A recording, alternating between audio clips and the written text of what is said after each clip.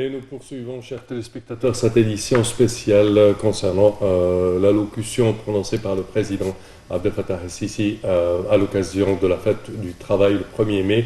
Et à présent, mesdames et messieurs, nous avons le plaisir d'accueillir au bout du fil Madame Falida Choubachi, qui est membre du Parlement égyptien et journaliste égyptienne. Bonjour. Madame Falida, bonjour. Et tous les ouvriers égyptiens et les ouvriers du monde, parce que les ouvriers, ce sont eux qui œuvrent et qui font le progrès de l'humanité. Oui, certainement, vous entrez dans le vif directement. Alors, comment voyez-vous, je dirais, ce message qu'envoie le président en ce 1er mai pour, je dirais, honorer l'ouvrier égyptien? Bon, moi, je pense que le président a un sens inouï de savoir comment diriger notre pays.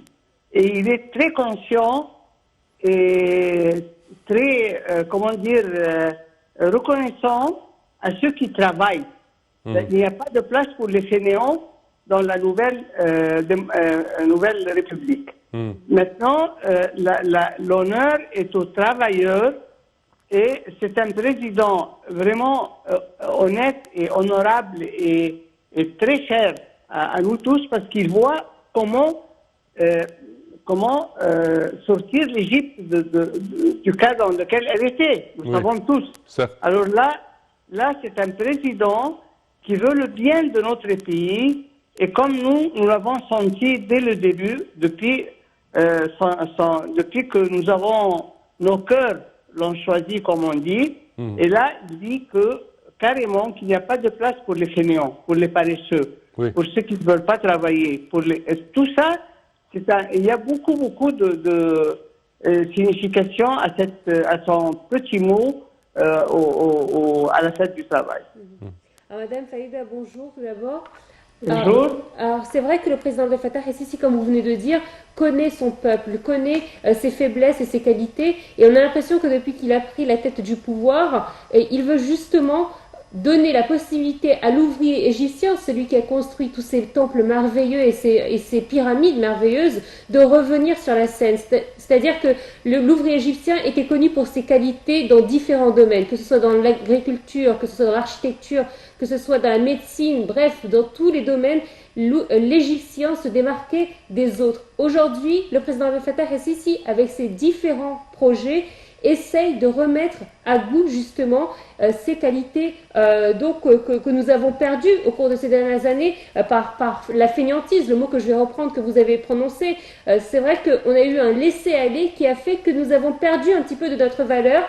Aujourd'hui, les ouvriers n'ont plus d'excuses, on leur donne la protection sociale, on leur donne des possibilités de travailler dans différents secteurs et c'est vrai qu'on espère pouvoir revoir l'ouvrier égyptien à l'honneur à travers le monde.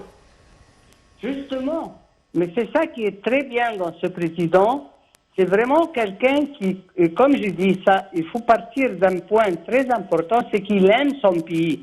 Et comme il aime son pays, il aime son peuple. Et comme il aime son pays et son peuple, il veut toujours, chaque jour, un acquis. Chaque jour, quelque chose une réalisation nouvelle. Et nous voyons, d'ailleurs, tout le monde reconnaît maintenant que dans 7 ans, depuis son accès à la présidence, dans 7 ans, il y a eu des réalisations qui exigeaient des dizaines d'années. Alors là, c'est vraiment... Et puis, l'honneur qu'il a accordé, sur lequel il insiste, que le travail, c'est notre... comment dire, c'est ce qui va nous sauver. Parce qu'on ne peut pas rester comme ça, les bras croisés, et rester indifférent à ce qui se passe dans notre pays et espérer un bon avenir, un avenir certain et sûr pour nos enfants et nos petits-enfants. Ça ne peut pas se faire. Alors là, pas seulement il garantit une vie noble et digne pour les Égyptiens en travaillant, et le travail c'est le facteur le plus important, mais il pense aussi à l'avenir de l'Égypte. L'Égypte doit occuper sa place par le travail, par les réalisations, par la production, par le travail de plus grand nombre d'Égyptiens dans tous les domaines et dans tous les secteurs de l'industrie et autres. Alors c'est vrai que le travail est toujours mis à l'honneur par le président Abdel Fattah el-Sisi. On l'a notamment vu avec la crise du coronavirus, alors que le monde entier avait fermé les entreprises et avait prôné le confinement. Le président Abdel Fattah el-Sisi, lui, avait choisi de poursuivre le travail avec des préventions, notamment comme la distanciation sociale, avec des mesures préventives qu'il avait mises en place. Mais c'est vrai que le président Abdel Fattah el-Sisi n'a jamais demandé à arrêter le travail. Au contraire, il a demandé à poursuivre, mais avec précaution. Là encore, on voit que le travail est toujours une priorité. C'est une priorité qui a prouvé aussi sa valeur, sa très grande valeur. Et d'ailleurs, tout le monde maintenant reconnaît que l'Égypte est un des pays vraiment rares qui a pu faire face à des difficultés imprévues, comme le Covid, la Corona, et comme dernièrement aussi la guerre en Ukraine. C'est vraiment quelqu'un qui cherche le bien du pays, comme je le dis. Et ça, je le sens, parce que moi, j'ai vécu des périodes, si on peut dire, des périodes noires, dans laquelle le pays, la patrie, était un truc négligé, comme ça, quelque chose de... même, je ne sais pas, je ne veux même pas me rappeler de ce qu'il disait contre l'idée même de la patrie. Mais là, maintenant, nous avons un président qui respecte et qui aime et qui travaille pour le bonheur de son pays et de son peuple. Et ça, c'est très important. Moi, j'ai dit depuis le premier jour que c'était un cadeau du ciel, ce président, et pour l'Égypte. Parce que l'Égypte, comme vous l'avez dit au début, l'Égypte qui est maintenant, jusqu'à nos jours, là, depuis des millénaires, reconnu comme un pays sans égal, à cause des vestiges qu'on voit maintenant, les pyramides, les arts et tout ça. Et aussi, même dans la période contemporaine, nous avons vu que nous avons eu le prix Nobel de la littérature. Alors, on ne peut pas tout ça négliger et se laisser, comment dire, plonger dans la bêtise. Non, chacun va avoir son Dieu comme ça, sans travailler, sans rien. C'est le bon Dieu qui va nous envoyer. Le bon Dieu nous a demandé de travailler.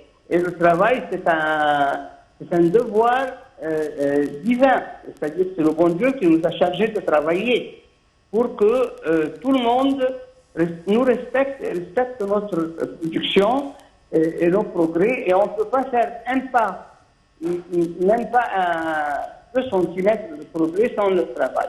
Et le travail, c'est la qualité la plus noble de l'humanité.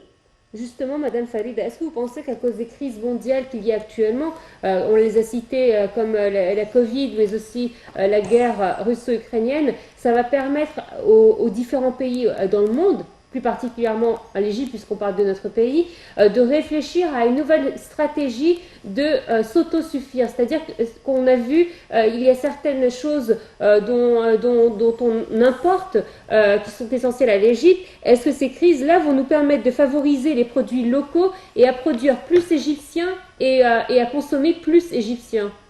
Ben justement, c'est ça ce qui est bien dans ce président, c'est qu'il sait, en fonction des circonstances, il arrive à retirer le plus grand profit pour son pays et pour son peuple. Et ça, c'est très bien. Ça, il y a longtemps qu'on n'avait pas vu ça. Qu'on n'avait pas vu un président qui s'intéresse à tout ce qui se passe dans le pays, depuis le premier bébé jusqu'au plus vieux Égyptien. Alors là, maintenant, nous sommes en train, comme vous l'avez dit, de formuler la nouvelle donnée égyptienne comme quoi nous devons travailler.